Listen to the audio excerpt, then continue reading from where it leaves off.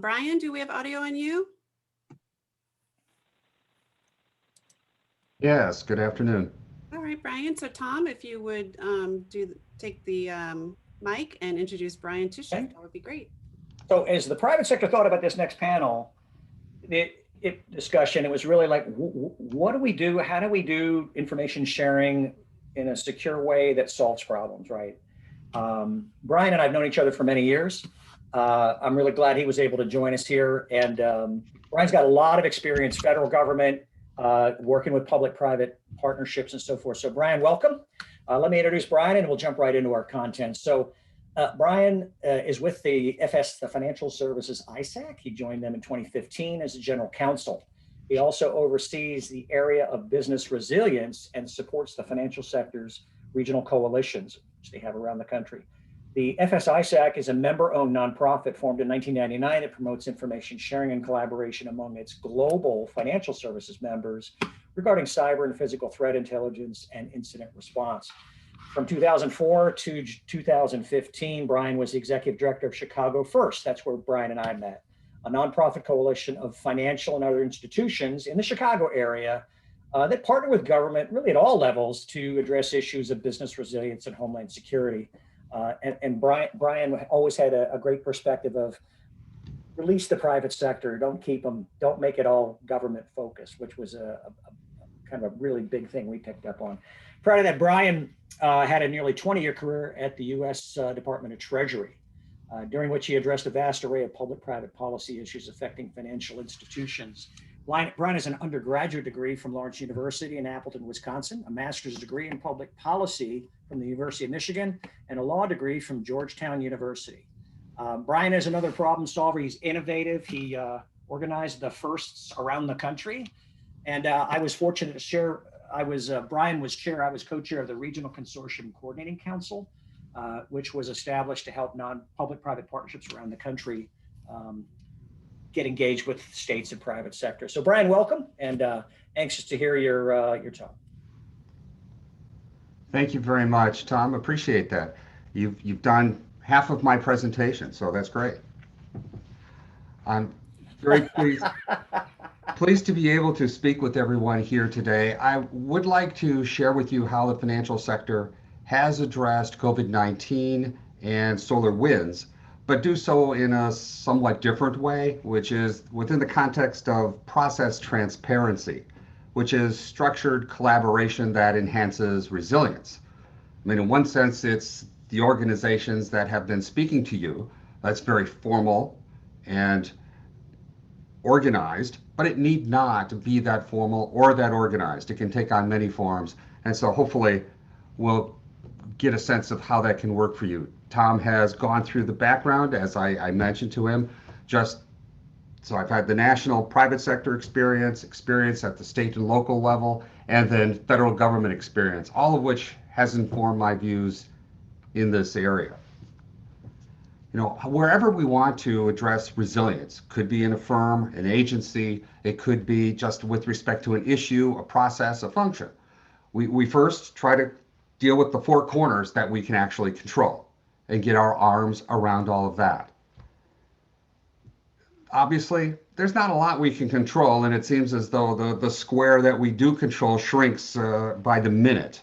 So we upgrade what we can do. We look for resilience upgrades in areas like partnerships and organizations. Again, many of them have spoken to you throughout this conference and shared with you the many amazing things that can be done when you actually put your mind to it. Also, relationships. Fantastic. You can do nothing without relationships. Those are very, very key upgrades to what you can control. But they are also limited. And let me just point some of that out. Organizations, great for education. They're great for finding people you should know. That second upgrade there. But there are also a lot of them. And finding them can be difficult and challenging. Knowing how much time to spend at this one versus that one could be challenging. And it may take a while to know what you're getting for your participation and effort. It's not a knock on it, it's just a fact. Also, you know, it's possible that some of these organizations may put their own existence and priorities ahead of your own. And Tom mentioned the Consortium Council. I have a little story that leads into that. Back during the late aughts when we were going through the financial crisis, I was with Chicago First, and being a financially based partnership, we were shedding members. But I was called to Washington to meet with a number of other organizations, partnerships, etc., to discuss the problems being faced. Now, I thought, one, we might talk about how we could adapt to the new situation, and or two, what new approaches one might adopt in light of changed circumstances. To my chagrin, instead, we were told that the goal was to try to lobby for the creation of a congressionally chartered corporation to fund these organizations so that they could continue business as usual. And that just did not sit right with me. Tom alluded to at least this aspect of my thinking, I believe, but in my experience up to that point, and still, there's a way to leverage private interest for the public good. It's worth money to the private sector to get involved in certain things because they will make more money than it costs them to get involved. That's the sweet spot that has to be hit. So at this meeting, I had the temerity to stand up and suggest that, well, if they're not going to adopt and adapt, and all they want to do is business as usual with somebody else's money, then maybe they shouldn't be in business. And apologies if any of you are out there, but I still believe that. Chicago First, we charged people up to $20,000 to be a member.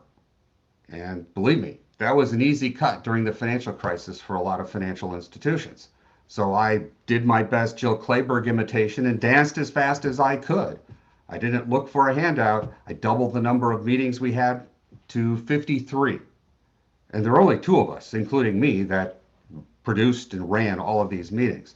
And that's not unlike a lot of other people. I'm not suggesting I work harder than anyone else, but the goal was to work as hard as I possibly could, not to find some government largesse. And we survived, and the organization's actually grown and bigger than ever now. So probably because I'm no longer there. In any event, what I did do was, after not being called back to any subsequent meetings of this group, got a hold of DHS and discussed an idea that had been kicking around, which is creating this organization of organizations. And so I worked with them and Tom and others, and we created that RC3, the Regional Consortium Coordinating Council, which I think is a much better solution than what was going on at the time, at least or what that group wanted to do. Relationship management too, very good, very important, but it depends on the people you have. It's always a challenge. You just never know. Another story from Chicago. I wanted to get credentialing worked out in Chicago. I mean, who doesn't everywhere, right? It's a perennial problem. I brought it up to the executive director of the OEM, and he stood up at a meeting and said, I understand people want a credentialing solution. I've got it for you. Get out a pen, piece of paper. I'll give you the solution. Then he proceeded to hand out a phone number and said, this is my cell phone number. If you need to get beyond the yellow tape, you need to get into a building to get tapes or materials or conduct critical operations, call me. I'll be there. I'll take care of it for you. That's your solution. Well, that's clearly no solution at all. So working with that individual on credentialing or much else clearly was not going to be a solution. So there are limits. These things, these upgrades are necessary, but they may be insufficient. If they're working and it's all you need, fantastic. But I have found that oftentimes that's not the case. So what do? What is the solution? Well, we develop a vehicle that fits the needs at hand. We create process transparency by tailoring the upgrade to that need, creating this vehicle, if you will. If you think of cars and upgrades when you're buying them, that's what we're talking about. And there are some standard features for these vehicles, this particular type of upgrade of process transparency. You have inclusivity or co-opetition. It can't just be for you or your sector or your organization. It has to be very inclusive of all of the others that are involved as well.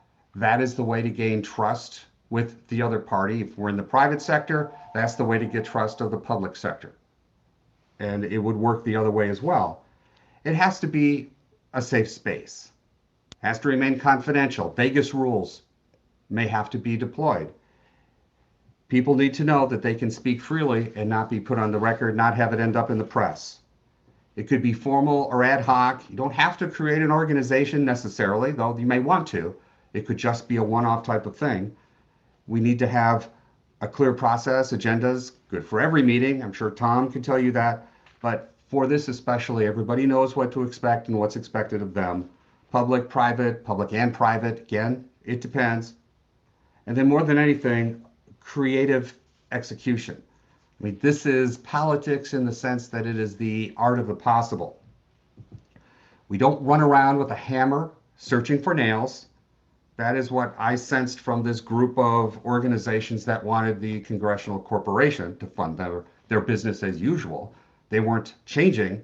They just wanted to find more ways to fund the hammer after the nail. When you have a vehicle, it builds trust. Trust will generate discussion. Discussion is information sharing. Discussion will help you respond to incidents. It will help you build resilience. But you have to be willing to accept unwanted answers or maybe no answers at all. Sometimes information will not be forthcoming, but that's okay. That's also information. Can't always get what you want, but hopefully you will get what you need. And I'd like to look briefly at some historical examples within the financial sector to show how this works. I mean, often we look at the landscape as we find it and think it developed that way naturally, linear fashion, predetermined, Moses with tablets coming down the mountain, but that's not the case at all.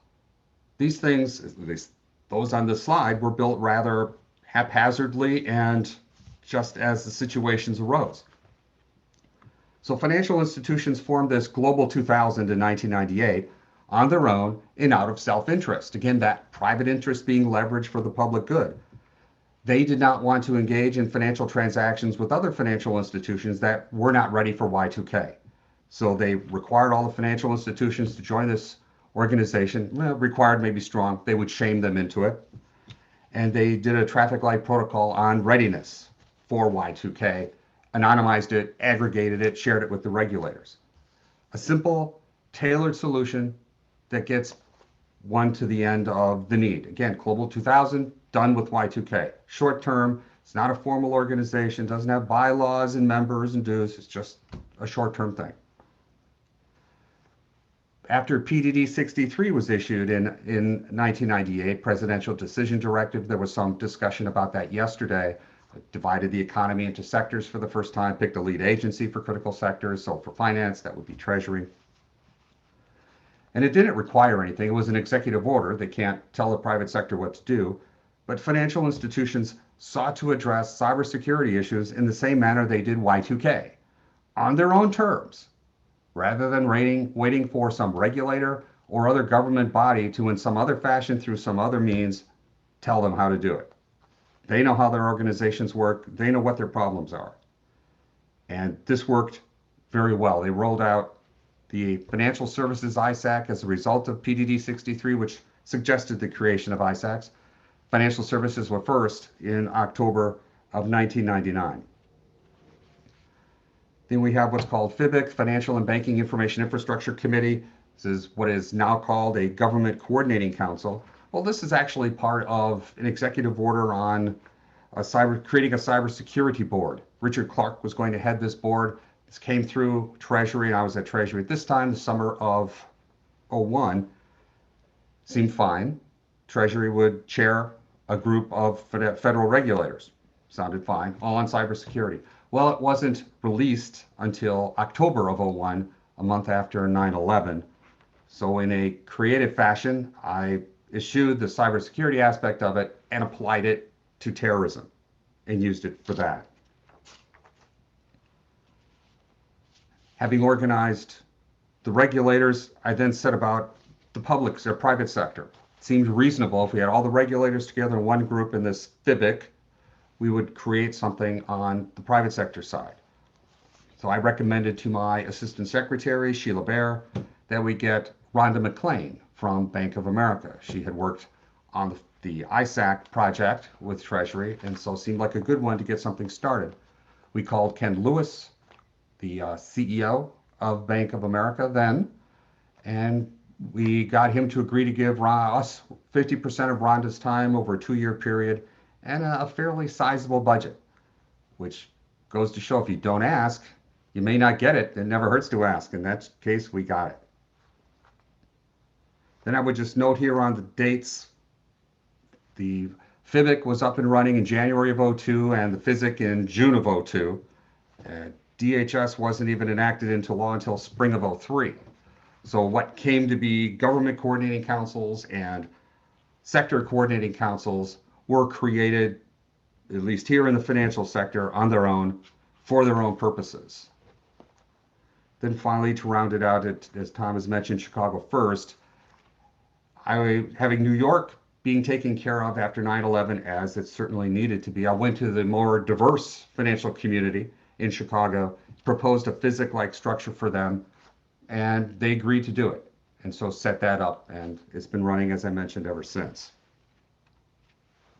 But again, like Global 2000 was a short-term thing. These don't have to be organizations. You don't need the vehicle doesn't have to last forever. The vehicle doesn't have to have a formal life of its own. And there are a couple of others of that ilk to show you. At the local level, when I was in Chicago, I wanted to create for the financial sector, or obtain, I should say, for finance, a seat in the EOC. And that, of course, everybody wants a seat in the EOC, as I quickly learned. And you would get in once in a while, but not all of the time. So I set about trying to find an opportune time to propose the creation of a task force that would be as permanent as possible. Not a formal organization with bylaws and the like, but just a vehicle for collaborating. And Chicago First would co-chair it with the OEM. We would roll up our sleeves, we take the pen, we do the work. Even though, again, there are only 2 of us, that's the way to get it done. Now, Mr. Here's my credentialing program, write down this number, would never go for this. So I started in Chicago in 04. I didn't find the right person until 2010. And that actually turned out to be Gary Schenkel, who had worked at DHS. He was a tremendous partner in Chicago. And this task force is still going some 11 years later. But we were able to get 2 seats formalized for the private sector. Again, not exclusive, inclusive. But we, Chicago First, wrote a manual, some 35 pages on how to use such a seat. We developed a training program for everyone so that they would know what to do when they're in that seat, because there's a lot of information, as you on the public sector side there really do know. We can't just let anybody have access to it. We have to make sure we trust them. On a broader national level, I long wanted to have better coordination at the policy level and the operational level with communications and electricity. Those are the 2 sectors on which finance most heavily depends and relies. So I sought ways to do that. How can we do that? I know even with people in the financial services ISAC, that was poo-pooed as unnecessary because the ISACs got together in the NKIC, now CISA Central, so these other things weren't needed. Well, that's not at all true, because they're different and complementary. I wanted more than anything a communications channel. If something was in the news, something popped up, I wanted to be able to contact somebody and have them take the call, and vice versa. I'd be willing to take the call. So I thought a playbook would be good. Well, this too took time. It didn't take quite the 6 years of the task force. It took 2 years at the national level. Once I got out of Chicago, back to the Washington area with the FISIC and the ISAC, started this as a project. But we got it, and it has worked. What I cared most about has been used. We've had those sectors contact us just to get quick answers. We've contacted them for quick answers. During the height of the pandemic last year, the electricity ISAC held periodic calls pursuant to the playbook to take status, make sure everything was fine, to address any issues that may arise. So to me, that's a huge success. Now, moving into the topic of what the financial sector's done with COVID and SolarWinds, these same principles I've been discussing apply to the financial sector playbook that we have.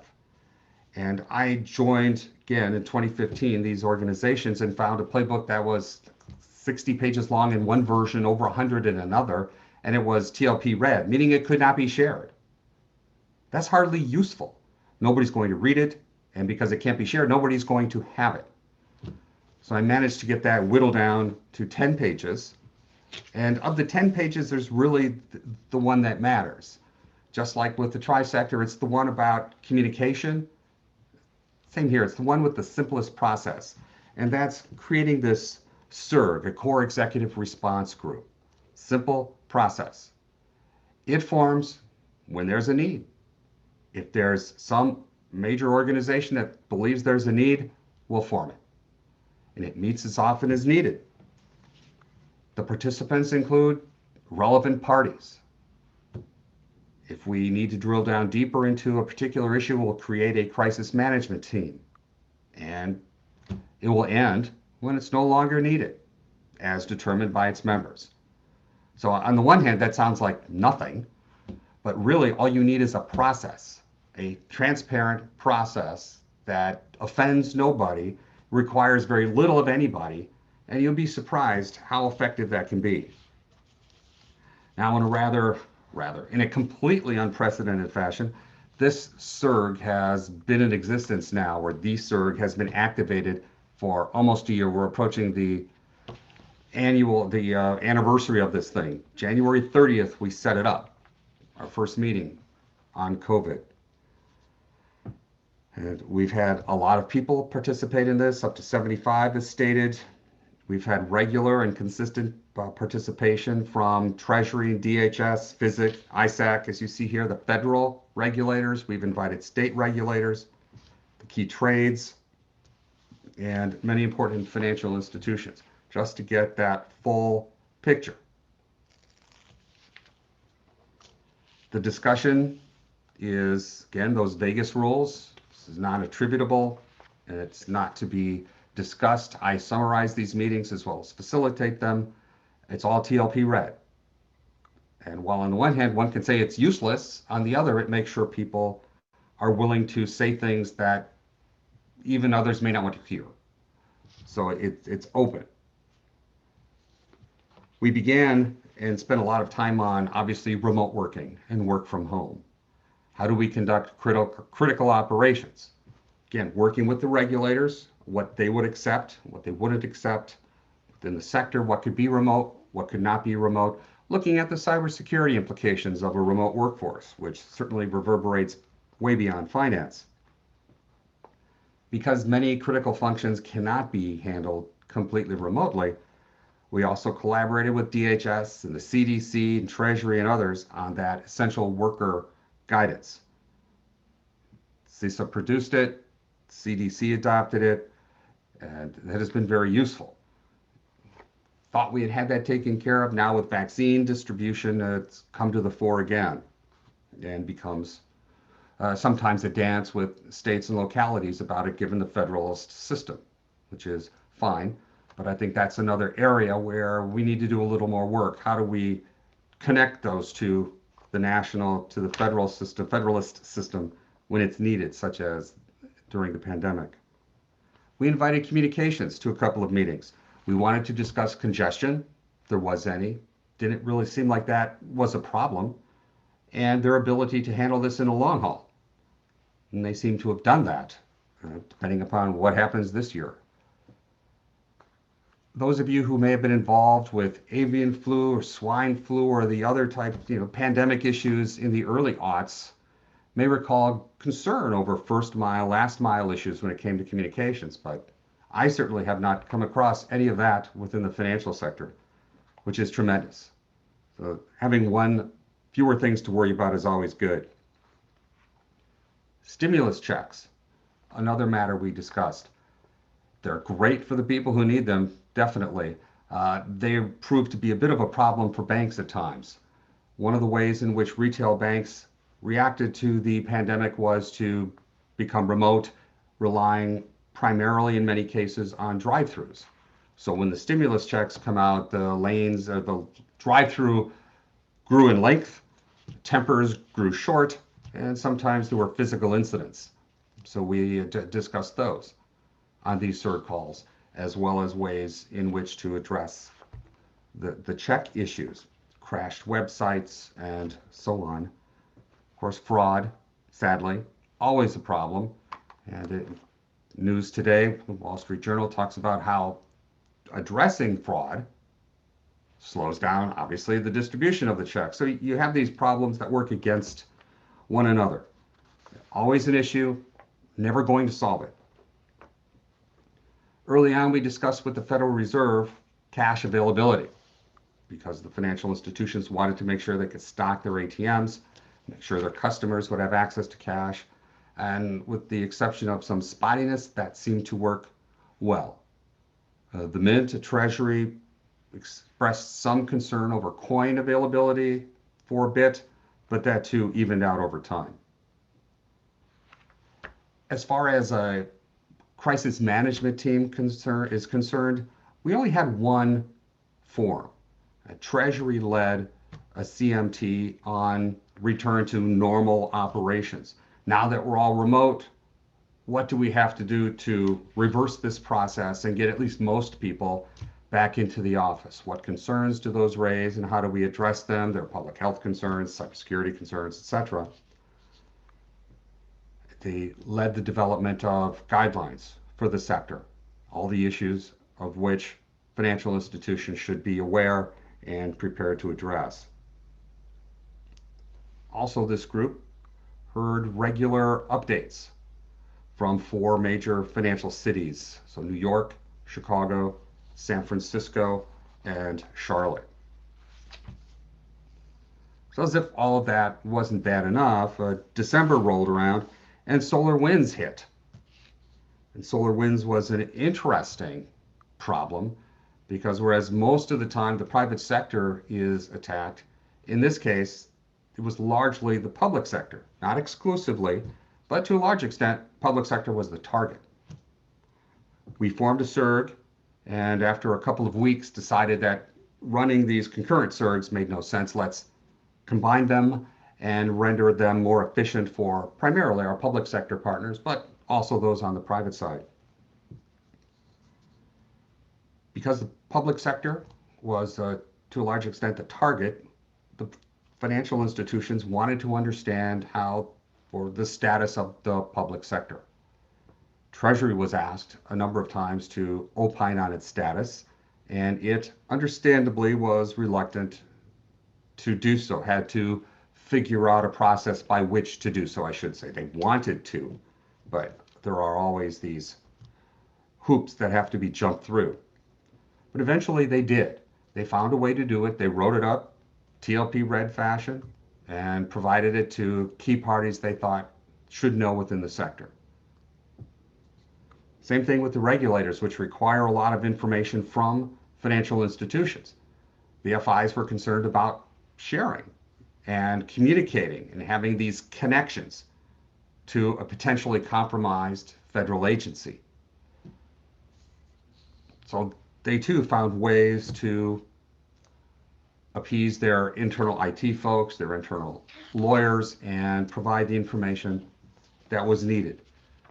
Again, it may not be as fast as some would have liked. It may not be as complete, but it happened. And I would argue it happened largely because we had this process that didn't throw them under the bus, didn't expose them to ridicule, and allowed them to come at their own pace. The FSISAC, for which I'm general counsel, has its own concern with more than 5,000 members globally. It's understandably concerned about a firm or a member of any type being compromised and potentially compromising everyone else. So there was a concerted effort to disconnect anybody that was compromised or could be compromised, and we developed guidelines and procedures for how they would be reconnected. And incidentally, the idea of disconnect and reconnect was addressed in an exercise that the sector had with Treasury just a couple of years ago.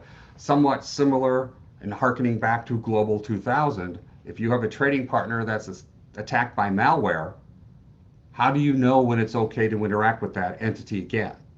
What are the parameters under which you will reconnect with that trading partner?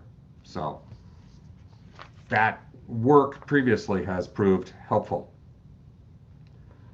Of course, now the SIRG is discussing the vaccine distribution, which, as I mentioned, has come to the fore with essential workers and their needs to obtain it. We also used it to address the civil unrest following the incident at the Capitol. Hasn't really flared up into anything since then, but we received updates from the federal government with respect to that. We've also put the administration transition on the agenda. So it's effectively become an all-hazards SIRG, which again is unprecedented. Now, a SIRG like this may not be what you need. It may not be what fits your particular need, but again, you have to develop the vehicle that does. I'm not suggesting you create all of these things that I'm talking about or any one of them. These are illustrative ideas. They're for you to know that it can be a formal organization, or it could just be like Global 2000, one issue that you have to address. And there are many tools at your disposal for doing so, for upgrading your resilience. So be flexible on structure. If I may use a financial sector type phrase, whatever the market will bear, just make it happen. Be flexible on timing. I mean, we know very well the man who said, "This is my credentialing system, call me," he's not going to be the one to help you get from here to there. So you have to be patient. If you know what you need, write it down, plan it out, wait for the stars to align. It can take time. People are the key. Relationships are the key. And confidentiality keeps them working with you. No exclusivity, have to have cooperation and collaboration. It won't be perfect, but something is better than nothing. Crawl, walk, run. I've got a number of platitudes that I can rattle off here, but in any event, process transparency works. Luck doesn't hurt either, but this works, and it can work at many different levels. So thank you very much for your time and attention. And I have my contact information here. Feel free to reach out to me if I can be of any assistance with either organization or otherwise within the financial sector. And I turn it back to Laura. Brian, thank you so much. We do have one question that was chatted to us. Do you know of any information products produced from these efforts that you're talking about for folks that they can see or read about that are shareable with the private sector or the states? If we're talking about the SIRG, no. Nothing has been produced that is generally available. It would be at the least a TLP Amber. So that unfortunately is what makes it available, what makes the process work. Okay, Brian. Well, thank you so much. We appreciate you being here today, and you were perfect on time, so we appreciate that as well. We welcome you to stick around, Brian. But meanwhile, we're going to go to a break. But before we do that, I wanted to let you know what's going to happen at 4. So we're splitting into 2 simultaneous tracks. If you want to stay in track 1, which is cross-sector information sharing for planning, preparing, and responding to wildfires, you stay right here on this link. If you want to switch to track 2, Introduction to ORLs with Carrie Hicks and Chris McIntosh, you would hang up from this Zoom call and move to track 2.